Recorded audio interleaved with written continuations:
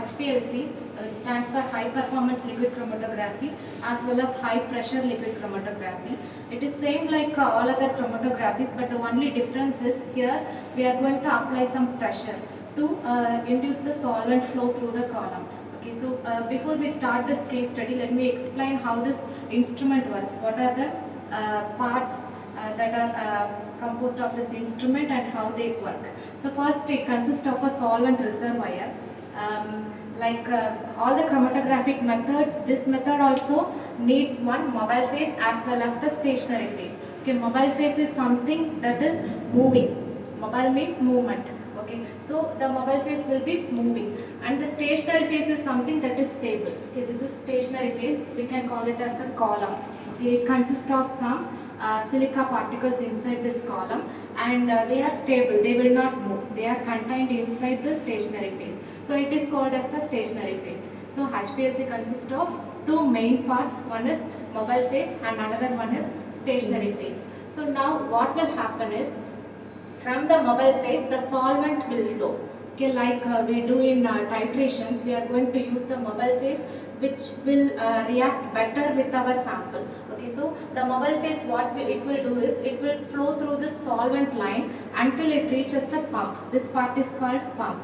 Okay, I said HPLC means high pressure liquid chromatography, which means the solvent flow needs some pressure. Why it needs some pressure? Because we have a column, and this column consists of silica particles. Those particles have very minute size. They are all micron size particles. So if we want our solvent to flow through that column, we have to apply some pressure.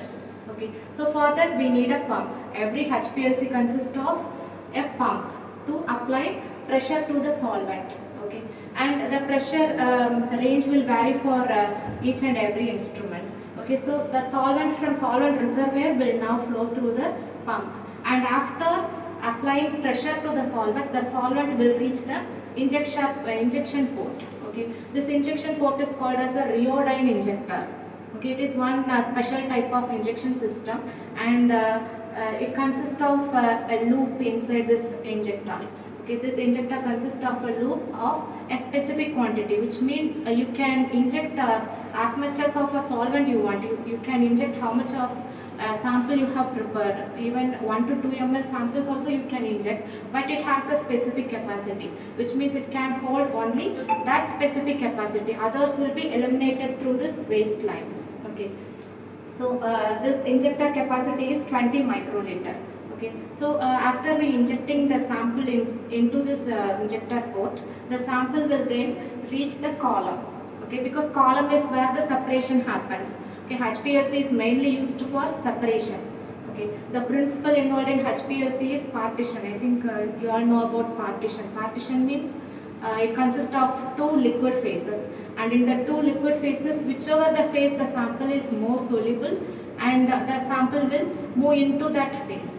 Okay, and the purpose of this instrument is to elute the sample out of this column. We have injected the sample here, and the sample along with the mobile phase will go into the stationary phase, and after some amount of time, wherever the sample is more soluble, either it can be in the mobile phase or it can be in the stationary phase, at last it will be eluted out of the column, because as the solvent is flowing, it will move, but it depends on how they have relative affinities, how they are more soluble towards the stationary phase. If the solvent is more soluble towards the stationary phase, then it will stay in the column. It will be eluted after only some amount of time. But if our sample is having more solubility towards the mobile phase, then it will not stay in the column. It will come back sooner. Okay, then after coming out of the column, it will reach a compartment called a detector. This is called detector. This HPLC consists of UV visible detector. So which means with the help of UV or visible radiations, we can find out how much amount of solvent is separated out of this column. Okay, the principle involved here is absorbance. Okay, as we pass UV light into the sample, then the sample will absorb some light. Okay, it depends on the concentration. Okay, if there is higher concentration of sample, then it will it will absorb large amount of light. Okay, if the concentration of sample is very low, then it will absorb only small amount of light radiation. Okay, then dependent on that you will get a chromatogram here. Okay, this is called as a chromatogram. In this chromatogram you will get a retention value based on when the sample gets eluted. Okay, so now the case study is we are applying samples.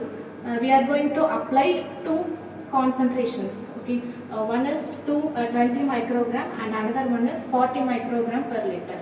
Okay, we are going to inject concentrations, two samples at different concentrations. So we are going to find out what will happen if we inject two different concentrations. As we see the solution concentration 20 is, the rest time is 3.170 and the area is 283933. If the concentration of solution 40 ppm, if the retention time will be 3.169 and the area will be 19306 As we can see, for both the concentrations only, the peak area varies. The retention time has no change in it. So this indicates if we change the concentration of solution according to Beer-Lambert's law, only the absorbance will increase, but there is no change in the retention time.